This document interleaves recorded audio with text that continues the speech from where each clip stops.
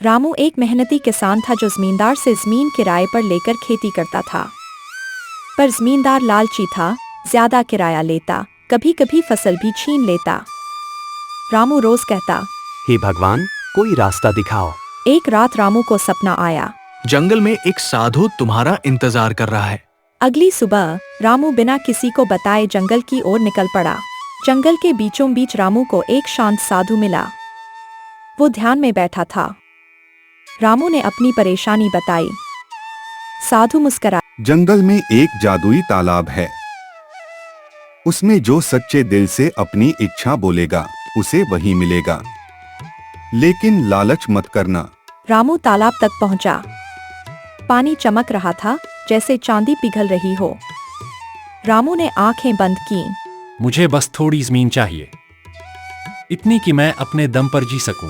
तालाब से एक रोशनी निकली और रामू के हाथ में एक छोटा नक्शा आ गया, उसकी खुद की जमीन का।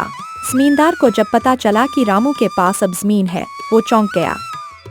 रामू ने जमींदार को सब सच बताया, पर जमींदार ने सोचा, अगर मैं उस तालाब में जाऊं और सारी जमीन मांग लूं, तो राजा बन जाऊंगा। जमींदार तालाब पहुंचा और बोला, मुझे पूरे गांव की जमीन चाहिए और सोना भी। तालाब गड़गड़ाया और जमींदार अचानक चिड़िया बन गया। तालाब से आवाज आई, लालच का यही अंजाम होता है।